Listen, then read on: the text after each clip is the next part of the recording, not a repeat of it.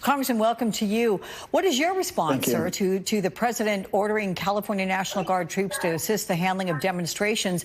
I mean, Governor Gavin Newsom said the president made the move because he wants a spectacle, and it's only going to escalate tensions.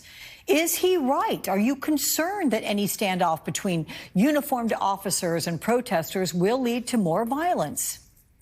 Yeah, I'm extremely concerned. I agree with the governor. This is something that President Trump, his advisor, Stephen Miller, had always had in mind, is this confrontation between California and their federal government. I've heard from people that used to work in the DOD that this was just a matter of time before this happened. And this is the perfect opportunity for him to federalize the National Guard without the authorization of the California governor. So on Friday, you may have heard me asking David Noriega about this. We understand that you and other California members of Congress were barred from entering the downtown L.A. federal courthouse where the immigrants are believed to be held. What happened when you tried to go inside? And what were you told about how many people are being detained there and what the conditions are like? Yeah, I want to be clear that I specifically chose an early hour, 8:30 in the morning, to visit the detention center because I didn't want to hear that, oh, there's too many protesters or too many people, things are not safe.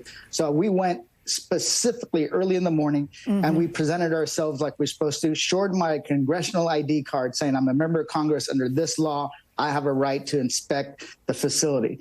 They actually ignored the call. I actually spoke to the Congressional Affairs Liaison. They said they were working on it. And then I got called to the side and spoke to somebody from, I'm assuming that was ICE or Department of Homeland Security. And they said because of the safety issues, we weren't going to be allowed inside. Well, it doesn't matter what's going on. Number one. Number two, we also know that there was nobody there. It was 4 members of Congress, the press, and a few attorneys. So the idea that it's not safe is just complete nonsense and unacceptable. And was there any indication of what the conditions are like inside? Yeah, so I heard a few days before, and that's why I was there, that people were being arrested when they were going through our ICE check-ins, that they were experiencing overcrowding there. We have members that was with us, Norma Torres, who had already toured the facility in March. It has a capacity of about 100 people. It's only supposed to be a short-term holding facility for 12 hours. People were there for over 24 hours and that they were way above the 100-person capacity. So we were concerned that they weren't getting fed, they weren't having a place to sleep, that they weren't getting the medicine if they actually had medication. We saw somebody there show up to provide medication that her dad needed, and they weren't allowing her in. So those are the kind of things that we wanted to see for ourselves. So there are 2 tracks, as David was outlining for the viewers here. There's you, the congressional members there, and you were denied access despite that card and legally you being allowed to access and inspect something on any sort of notice. And then there are attorneys that were also being denied to see clients or those who they presume they're going to represent, even get in to speak to them. Can you speak to that? Yeah, so the attorneys started being denied access on Friday. That's why I went with them on Saturday morning, and they canceled all the attorney appointments, and then they canceled any family visitation. That is completely unacceptable because one of the things we know is that this is a facility that they can ship people out. They'll try to pressure them for expedited removal, sign this paperwork, and then especially if they're of Mexican descent, get them back over the border quickly. So they're being denied representation, number one, for their due process rights, which they have. And then the members of Congress were denied because of because we wanted to exercise our oversight authority as members of Congress. Okay, but you've at least spoken to somebody. We're told on Friday you went to Chinatown there near downtown L.A. after getting a tip, if you want to call it that, from ICE and FBI agents that were staging at a parking lot there. The tip not coming from ICE and FBI. But you spoke with some of those agents, so I'm curious what they told you and what you saw. Yeah, so Assemblymember Mark Gonzalez is a friend of mine, lives in Chinatown, called me the minute I landed and asked me to come down because they weren't answering his questions. So I went to Chinatown, spoke to the FBI that was staging there, and they basically said that they weren't there to do any immigration or ICE, like any kind of enforcement, because that's what people were afraid of, and more people were showing up. I had this conversation. I said, this is not a good place to stage. You're only going to escalate the situation.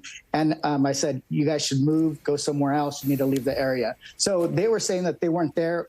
They were there only to protect the federal buildings, but they weren't close to the federal buildings. So that was kind of a concern, but they ended up leaving. There was a little bit of kind of chaos going on with some of the protesters. And you know what? Some of them, the protesters shouldn't do what they're doing. They shouldn't antagonize these officers. So we got them to leave and things diffused there for a second. Okay, but you're talking that happened Friday. You went yesterday morning at 8:30 in the morning to try to get into the detention center for oversight, as you were justly allowed. What can you do now? How are you going to be able to get into where you want?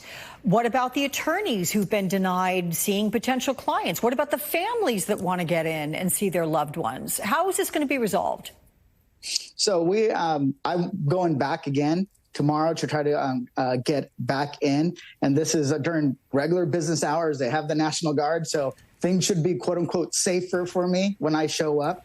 Additionally, but other members of Congress went to Adelanto today and were denied access. So here's the thing. They talk about the chaos in L.A. This is a lawless administration that's breaking not only federal law when it comes to members of Congress, but due process and the rights of individuals who are in this country.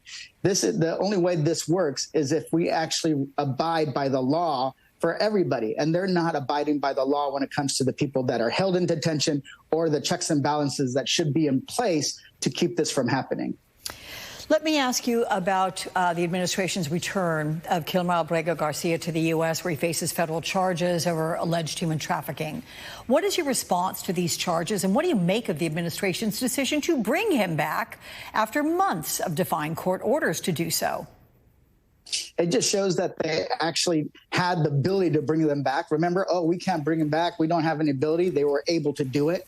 And that's because people stayed and pressured the administration to do it. Even people on their own side, people that voted for Trump, saying that this was an overreach because he was mistakenly deported.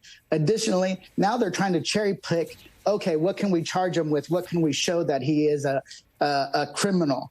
Remember, at first it was because he was part of this Venezuelan gang and that the Venezuelan government was directing the infiltration of our country by these individuals, which was complete nonsense. Even an FBI agent said that there was no connection, was then fired because he said that there's no connection. So this administration is trying to come up with the justification to convict him and then send him back. So it's got at least a partial win, in my opinion, by getting them back and having this process. But he should never have been in there in the first place. That's why you have due process. So innocent people are not mistakenly punished, and then they actually get to go through the court process and the process that respects their rights.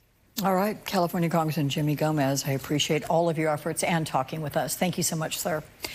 The collateral damage of the Trump-Musk feud and who Republicans might be afraid of more. We're back.